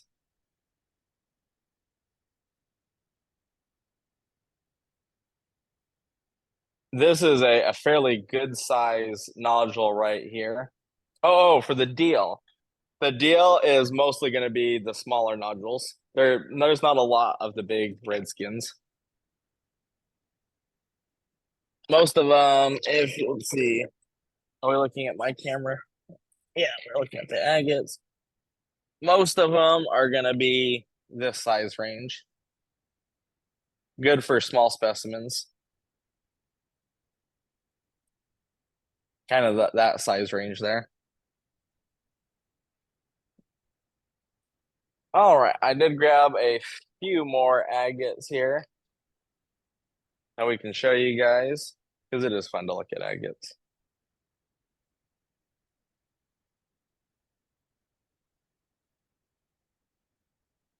All right, well, I'm gonna start with this one because I can already see this is a beautiful piece.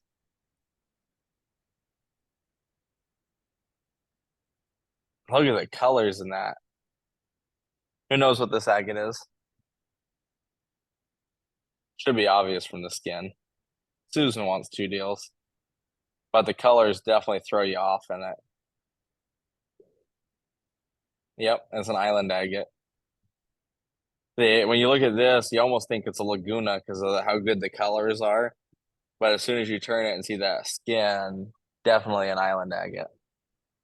And this is a piece that was out of the number 2 because you could not cut a full face specimen out of this. So this is one that, I mean, if you really wanted to, you could do a big dome on this piece, do a kind of a wraparound dome.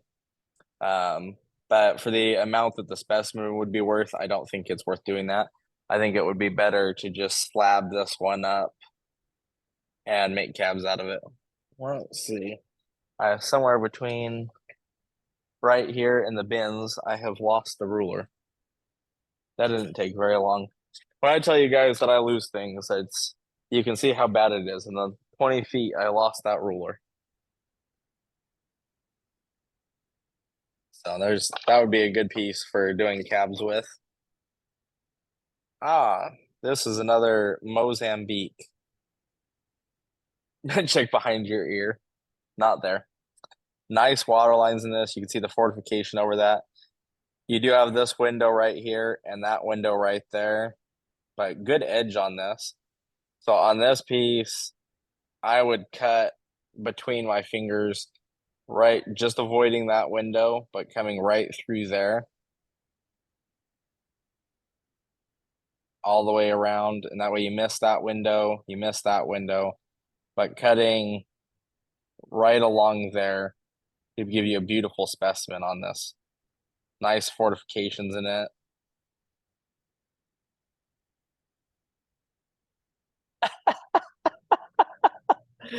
That is hilarious, Ed. For those that will not see the actual live, the ruler has a hole in it. Maybe tie a string between it and your wrist.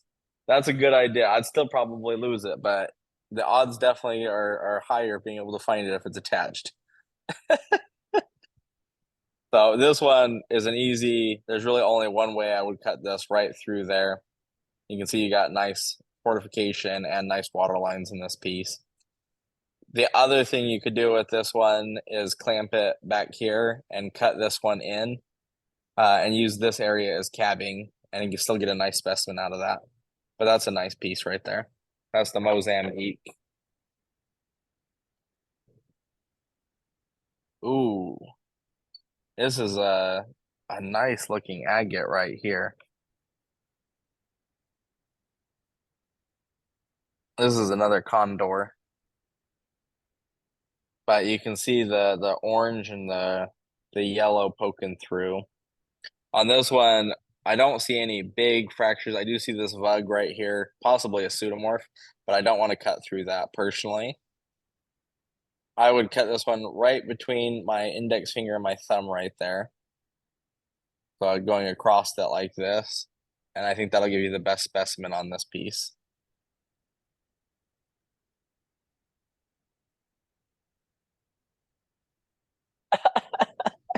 You guys are hilarious. But that one would be a good one for doing a specimen. This looks like a really clean piece. Here is another island agate. You can see the pattern in there. I like this face right here. It does have that fracture going through there. Well, this one you could cut and get this face here, So you're cutting it through this way, not hitting that fracture. I don't think this would be a good specimen piece. I personally would clamp this one and slab this up for doing cabochons. I don't think this would be a good specimen.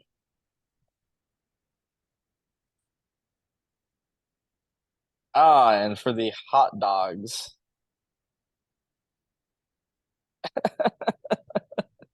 So when we talk about hot dogs, they're these long cylindrical nodules. And you pretty much always cut them through like this. So finger to finger there, you'd cut it that way. These, we talked a little bit earlier about cutting slabs out of the middle of agates. These hot dog shaped ones are generally the only ones I'm going to do that with. So on this, I would clamp it over here and I'd cut it over here for a specimen and then cut it this way until you hit another nice specimen and use the middle third for cabochons. Or you can polish the little slabs as specimens. But as a general rule, I like to have the butts on the agate if I'm going to polish it as a specimen. I don't have very many slabs that are this. If it's big, a slab is no problem. But when they're this small, I prefer to have the butt on there.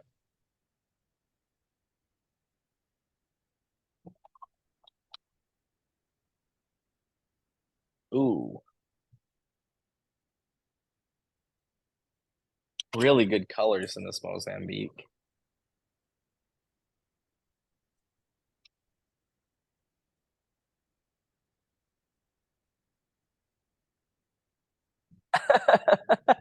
Yeah, it's just because I've been hanging out with Josh that I've been saying butt now. I just about died laughing when he said buttist the other night. I was rolling around in the background trying to keep a straight face. And look at the banding in this one. This one's got really nice eyes in it. This beautiful white fortification. This one I would come through and cut right back here. And they give you a nice symmetrical specimen. That's very pretty. I think that would be a beautiful specimen right there. And this is another one you could clamp over here where my thumb is and cut this up for slabs until you get to this nice specimen. I think that would be the best use for this piece is to clamp over here and cut this side up for cabs and get the specimen out of this side. Then you get the best of both worlds in this piece.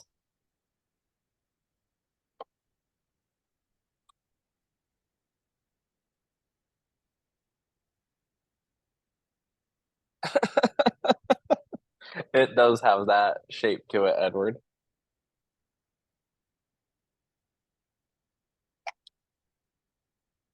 Here is another Laguna. This would actually be some of the old stock Laguna. This one really does not give me any indications of what the colors or banding might do. And I don't see any major fractures. So I would just come through and cut this one through the thickest area right there. On the kind of the third line. So right through there.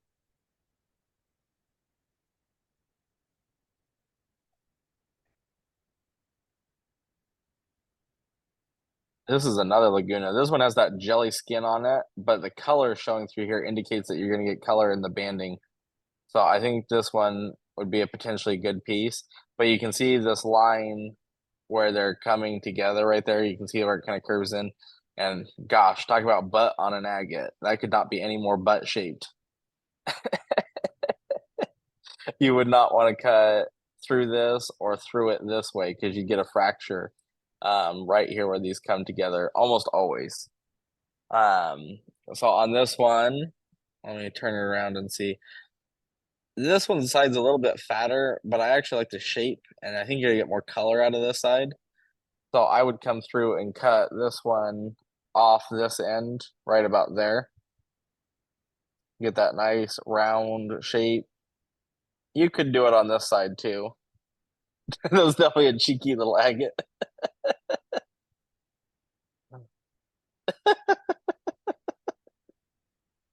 Fracture equals butt crack. That is hilarious. But I like the color that that one's showing. Here is another island agate. Big pattern in that one. You can see that face right there.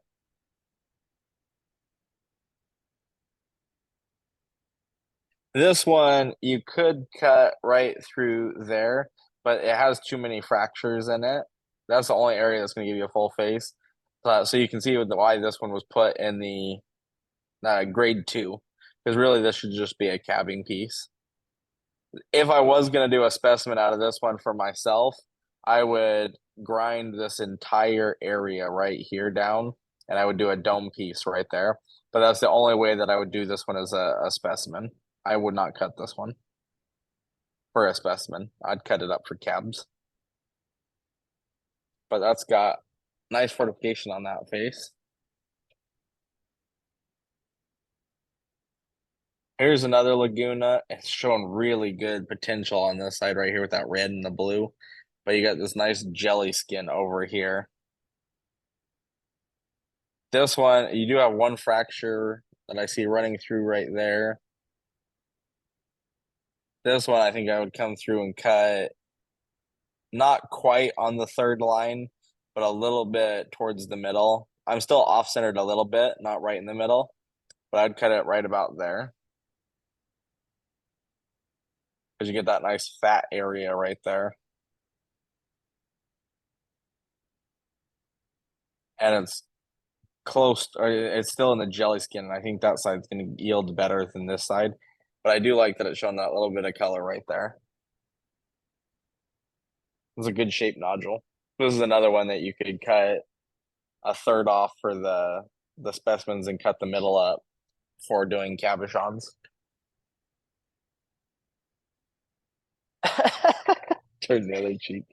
That's so funny.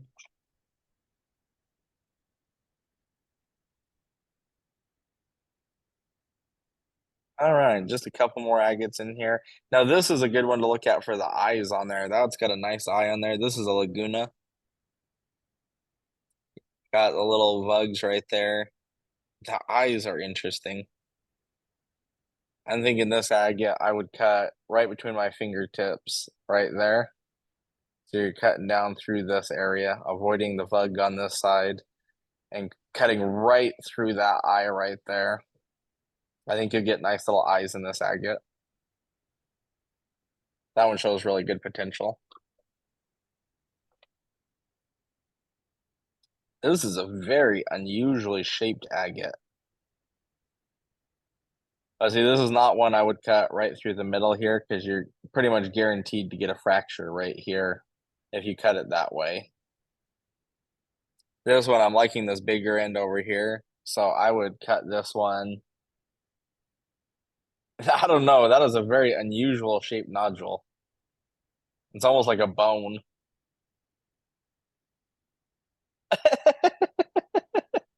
John did not cut a ball out of this one. That'd be a very small ball. This one I would cut between my fingertips over here, going right through this area. That'd still give you a nice specimen like that. And an interesting back. This would be a very interesting butt for this agate. That is a very unusual shape. It's a cool Laguna.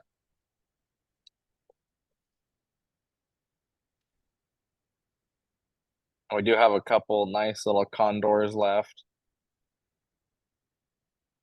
This one has a nice window on here. Let's clean that off.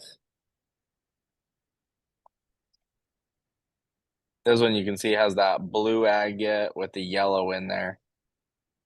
That's nice. I don't want to cut through this area because I don't like that in my agate. So I would come through and cut between my fingertips right through here. So to give you more of a side view, it would be like that right there. Be going right through this line right here. It's close to the third mark. You know you got nice fortification there. And I think that'll give you a nice specimen on this piece.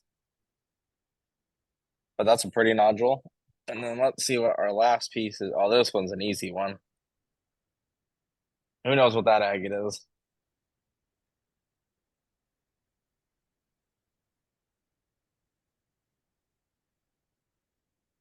You got a lot of the green on the skin there. Nice bright yellow.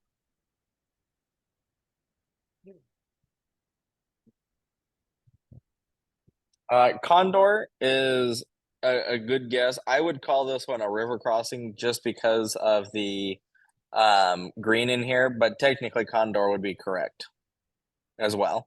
You could really call it either, but I think with the amount of green on this one, I would call this one a river crossing. Condor, if you guys are not familiar, Condor and river crossing are a very similar deposit divided by a river, which is why they call it river crossing. They get real fancy with the name there.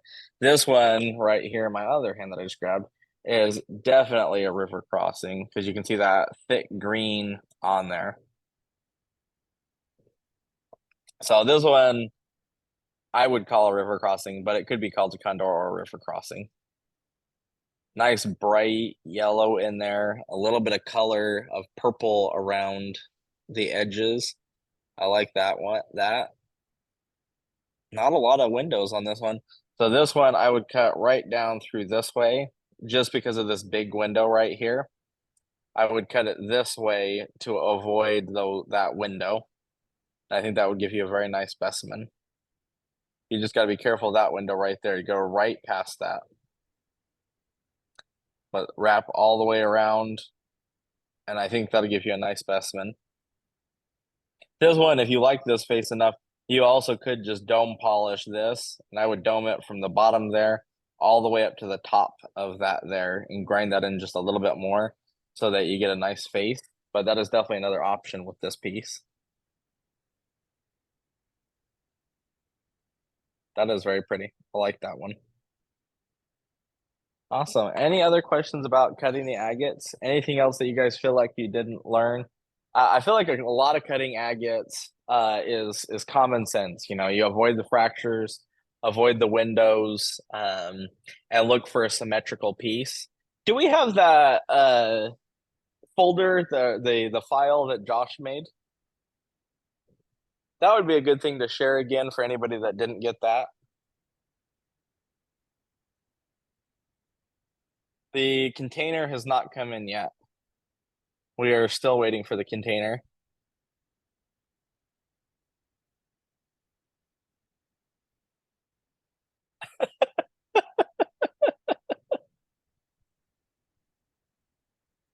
Yeah, you know, if you think about the fortifications going all the way around, it makes it a lot easier. You're not so worried about cutting through that because you know the fortification is going to go all the way around in the piece. Always happy to help, Vicky.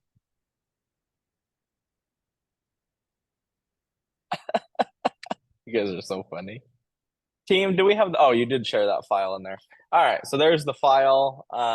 This is a file that Josh wrote about cutting agate specimens. So I have not read it yet. It's one of the things that's on my to-do list. But anybody that's cutting agate specimens, you know, Josh has a lot of experience cutting agates. He's probably the top agate dealer in Germany. I'd say for sure Germany, probably all of Europe. He's like the John of Europe, is probably where I would put him at. And John, of course, is one of the best agate cutters in the world. So it's really been enjoyable to learn from him, and I'm always happy to pass that knowledge on to you guys. And when we get the saws up and running, we'll do another one of these where we talk about each piece and then actually show the cuts. Yeah, Josh and I are actually very close to the same age.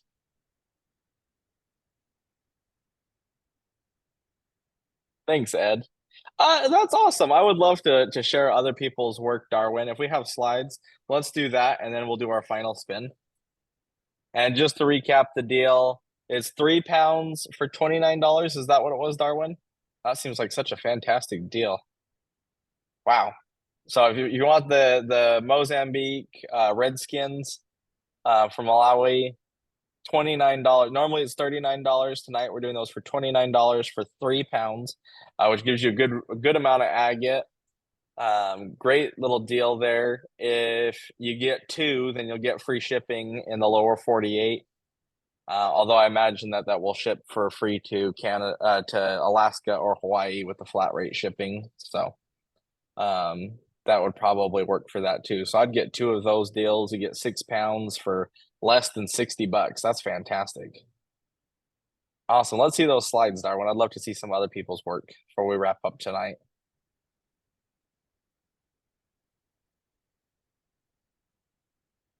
Ah, some wonderful crazy lace spheres from Carl.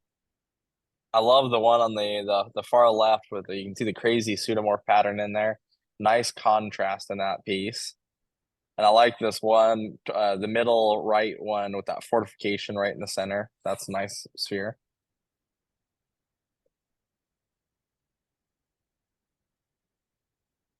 Ooh, some Royal Imperial Jasper.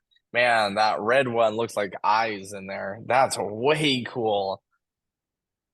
I love the blue right in the center. That's a fantastic nodule. And then the purple on the one on the left. That's stunning.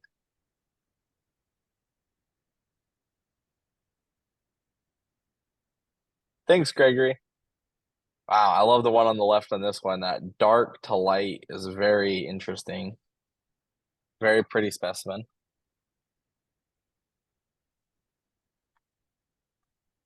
Ooh, look at that polychrome.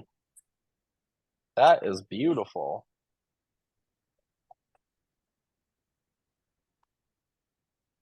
The Larimar, that's fantastic. Larimar. Look at the picture on the left, the pattern in that blue. That's a really good piece.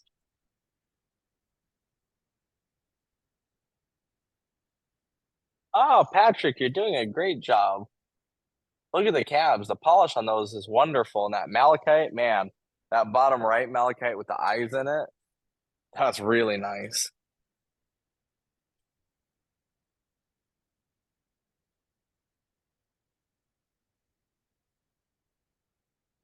Well, awesome. Thank you everybody so much.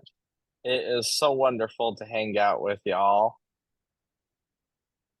Yeah, you don't see a lot of Larimar rough. Got to get John to go over there and find us some because it is a great material.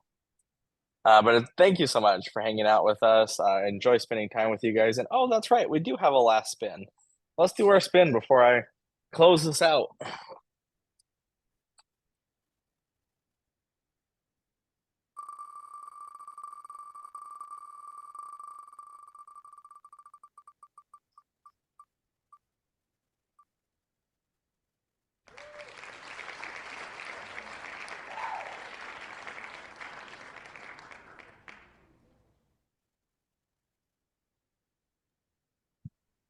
Alicia is One in the second. room. Throw something on the chat, Alicia. Alicia. Here.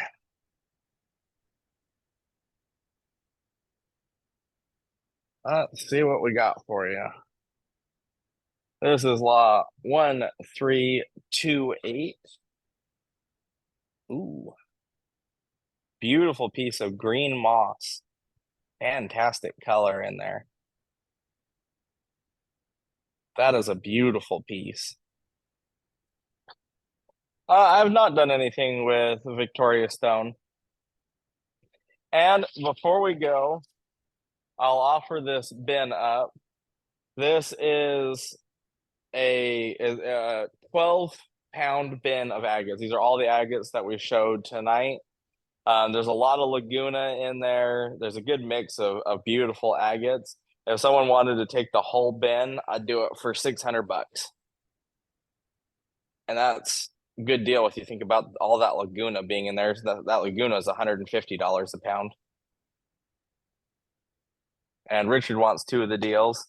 Yeah, the deals that's a fantastic deal on those.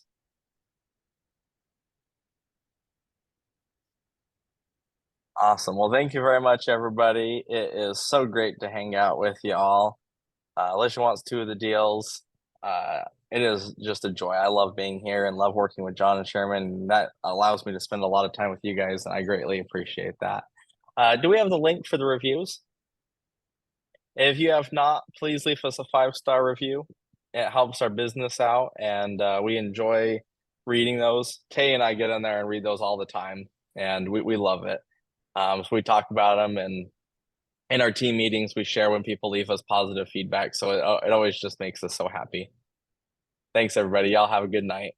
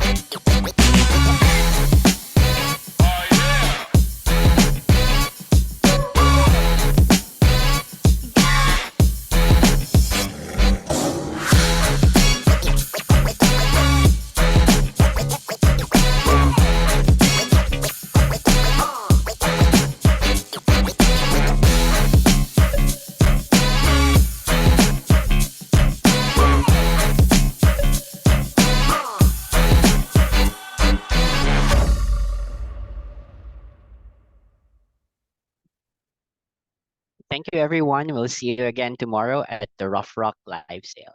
Bye and good night.